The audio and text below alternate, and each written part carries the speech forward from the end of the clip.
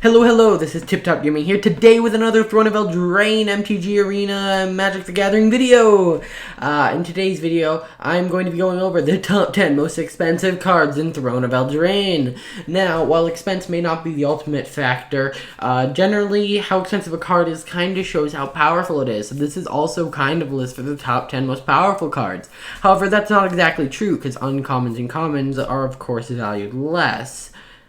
But anyway, why don't we just jump straight into this, because that's what you guys are all here for.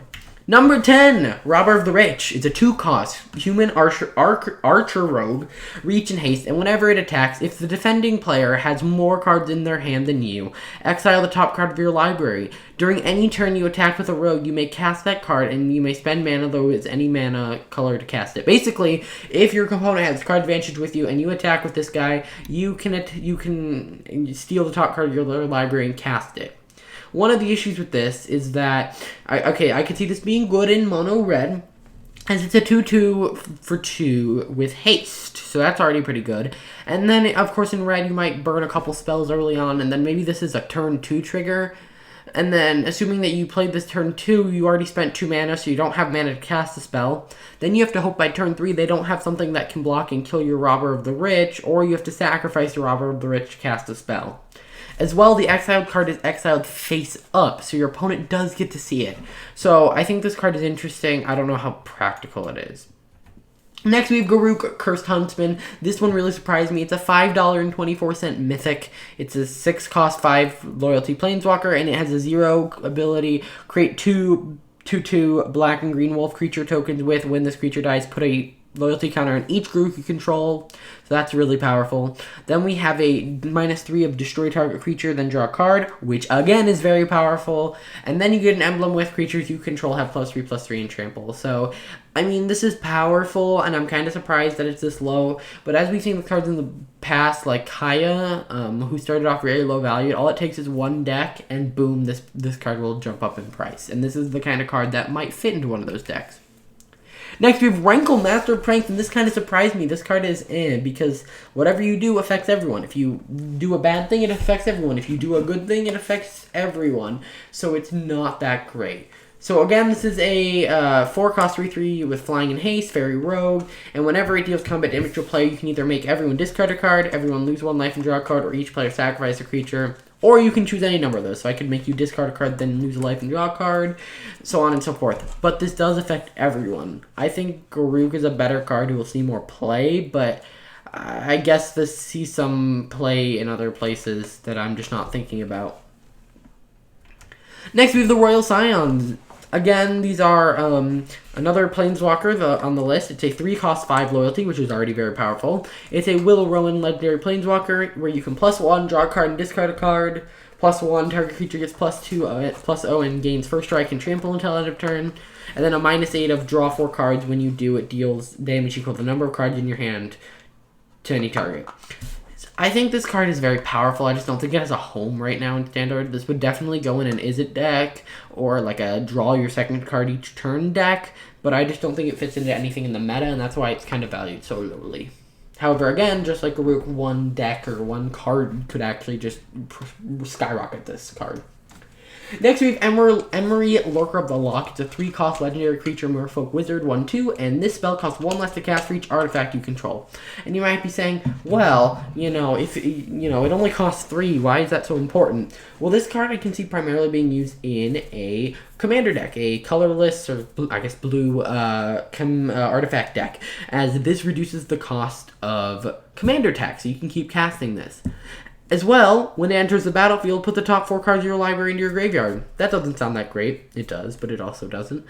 But then you can tap and choose target artifact in your graveyard, and you may cast it this turn. So in a way, that ability says draw 4 cards, or at least look at the top 4 cards of your library. You may cast artifacts from among them.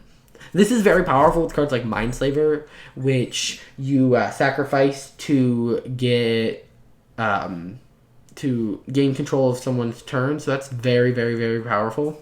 And so I could totally see this being a really cool commander. Next, we have Murderous Rider. It's a 3-cost 2/3, and when it dies, put it on the bottom of its owner's library.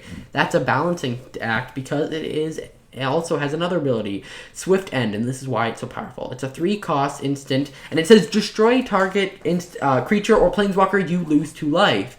So this is kind of the opposite of Yggdrasil's Contempt, except it costs 1 less and it doesn't exile. So you lose 2 life instead of gaining 2 life. So, of course, with Yggdrasil's Contempt rotating out, this is kind of replacing it, especially because it has the advantage of being a creature with lifelink.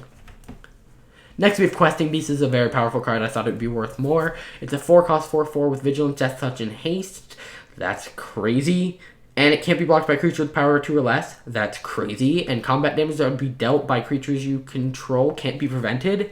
I mean, it's not as crazy, but like if you prevent all combat damage this turn, it technically only prevents your opponent's combat damage, and so your creatures still deal damage. So I guess that kind of boosts Fogs to be one-sided. Then we have whenever Questing Beast deals combat damage to an opponent, it deals that much damage to target target planeswalker player controls. So again, this is just planeswalker hate. So this is just all good stuff, and it's a 4/4 for 4. So it's also really on rate. So I think this card will see play in almost every mono green deck. Next, we have Brazen Borrower. It's a 3-cost creature fairy rogue with flash and flying, and it can only block creatures with flying. This would definitely go in Simic Flash, and then you can pay 2 to return target non-land permanent an opponent controls to its owner's hand.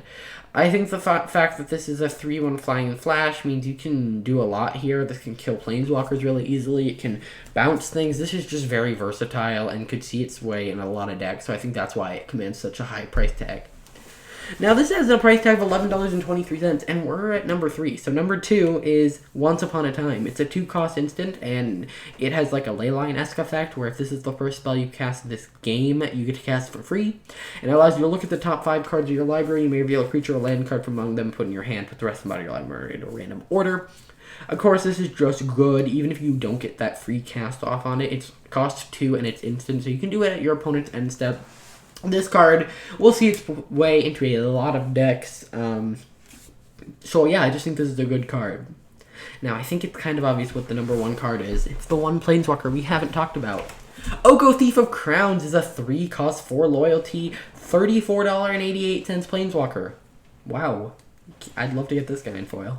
You can pay 2 to create a food token. You can, or not pay 2, you can add 2 loyalty to create a food token. You can add 1, or you can add 1 loyalty to make target artifact or creature lose all abilities and become a 3/3 elk.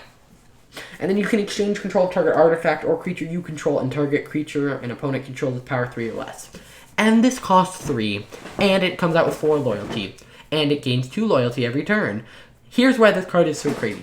Every single ability works with each other. So create a food token. Well, then the next turn you can use the +1 to turn that into a 3/3. Boom, now protection for Oko. You can use his -5 to trade that food token for a creature of theirs. You can, like, disable things like creatures with really powerful abilities that they're not going to attack with, or even, you know, giant 8/8s, you can just turn them into 3/3s. This card has so many uses, and it's probably the most powerful card in the set, so I think it's very fitting of this role, and it only costs 3, which I think really adds to that. I think that this card will lower in price. Of course, these are all pre-order prices, and they kind of match up with what 20's prices are for their top 10, at least. With the Planeswalker dominating at the top. So it's going to be interesting to see how these prices change. I hope you guys enjoyed this video. If you did, hit that like button, subscribe, and I'll see you guys in the next one. Bye.